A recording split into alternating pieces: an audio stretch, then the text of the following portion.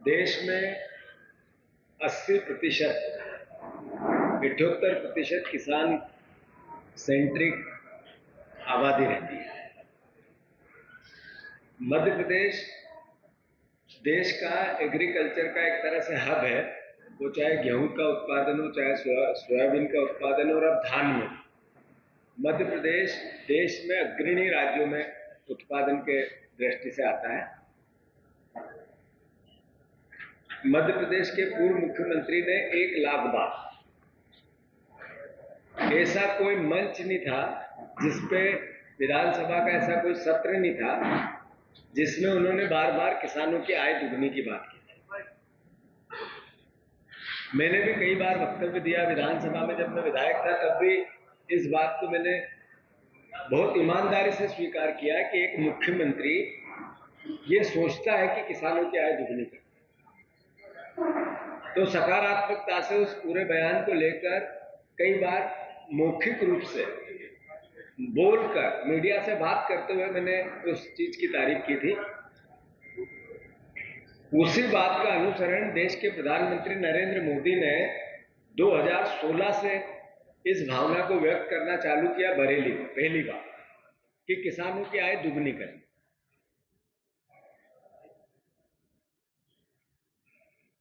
आज स्थिति है मध्य प्रदेश की, और ये ऑथेंटिक बात है। जो सरकारी एजेंसियां इस पूरे मापदंड को, सूचकांक को निर्धारित करती है, उसके आधार पर बात है कि 27 रुपए पर किसान की आमदनी है और लगभग 80,000 से 1 लाख रुपया पर किसान पे कर्जा है मध्य प्रदेश में। यही हालात देश के लिए। स्थिति यह है कि 10 साल बीजेपी की सरकार देश में है और 25 साल 5 पंचवर्षीय योजनाओं से लगभग 1.5 साल का पीरियड छोड़ देते हैं। प्रदेश में भी भारतीय जनता पार्टी की सरकार, दोनों ने, देश के नेता ने और प्रदेश के नेता ने खुली आंखों से कैसे लोगों की आंखों में, किसानों की आंखों में धूल झोंकी जा सकती है, पूरी दृढ़ता से यह काम किया। अभी शिवराज जी ने भाषण किया लोकसभा में कृषि मंत्री बनने के बाद, तो उन्होंने कहा कि मैंने मध्य प्रदेश में किसानों की आय दुगनी कर। स्वाभाविक है कि ऐसे में मध्य प्रदेश के कृषि मंत्री है, तो मध्य प्रदेश कांग्रेस कमेटी का दायित्व है कि उनकी इस भावना को हमने उसी वक्त खंडन किया था। किसानों से लूट, मोदी जी का दोगुनी आमदनी का झूठ, किसानों की लूट, मोदी जी की दोगुनी आमदनी का झूठ उजागर हो गया। साथियों, 2023 में शिवराज जी ने लगातार चुनाव के दौरान, उससे पहले बार बार ये बात, भावना व्यक्त की कि मैंने किसानों की आय दुगनी कर दी है। पर उसी समय 2022 में संसदीय समिति, मध्य प्रदेश के किसानों की आमदनी घट गई है, संसदीय समिति देश की, ये लिखित में लोकसभा में जवाब दिया, देश के सामने आया। कोई बात ऐसी जिसमें आंकड़ों के, मध्य प्रदेश की सरकार ने क्या बोला, यहां के मुख्यमंत्री ने क्या बोला, और देश की सरकार और उसके आंकड़ों ने क्या बोला, तो ये झूठ देश के कृषि मंत्री का और उस समय के मुख्यमंत्री का। 2015-16 में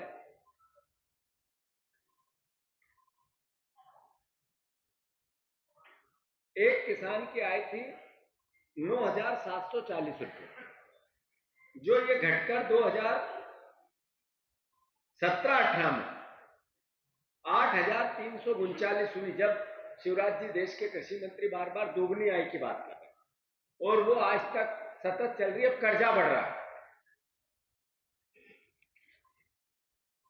झूठ बोलते हैं, आवाज भारी रखते हैं,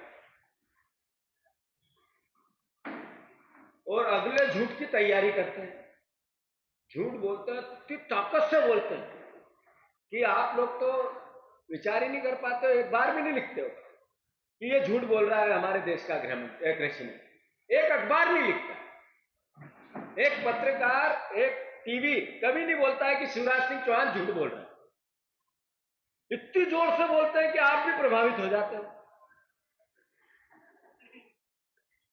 और अगले झूठ की फिर तैयारी करते हैं। कंपटीशन है, नरेंद्र मोदी से झूठा कौन, तो शिवराज जी टक्कर दे रहे हैं।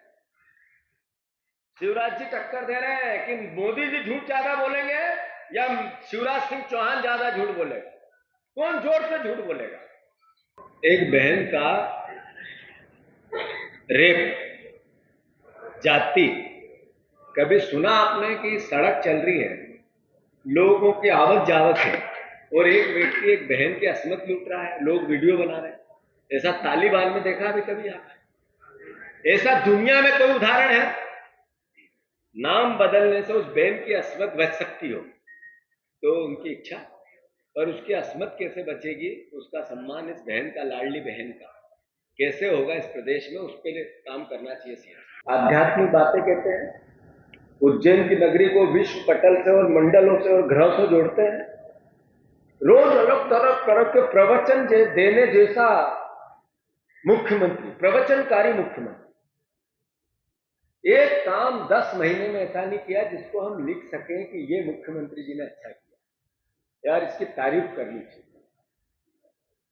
एक काम, सिर्फ एक काम ये जरूर किया कि नंबर 1 ला दिया बहनों के बलात्कार में मध्य प्रदेश में, नंबर 1 ला दिया आदिवासियों पर अत्याचार में मध्य प्रदेश में, नंबर 1 ला दिया दलितों पर अत्याचार में मध्य प्रदेश में, नंबर 1 ला दिया छोटी बच्चियों के साथ, बच्चों के साथ बलात्कार हो उसमें मध्य प्रदेश, नंबर 1 ला दिया आपने कि अपराध कितने हो सकते हैं मध्य प्रदेश के मुख्यमंत्री और गृह मंत्री के राज में हो सकते हैं, इसमें शिवराज जी की तारीफ।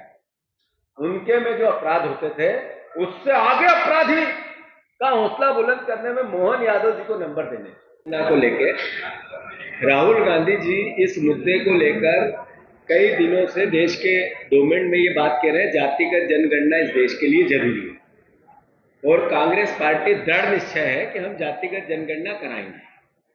जातिगत जनगणना कराने का उद्देश्य देश का एक तरह से पोस्टमार्टम है कि किस व्यक्ति, किस परिवार और किस समाज को देश की उन्नति में सहभागिता मिली और आज देश इस स्टेज पे है, इस स्तर पे है, तो जो संसाधन है देश के वो पहले अमीर के पास जाना चाहिए या पहले गरीब के पास जाना?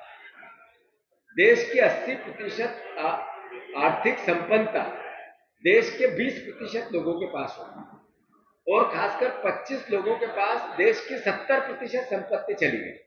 आखिर देश में आर्थिक असमानता हुई, एक दिन देश में क्रांति ला देगा।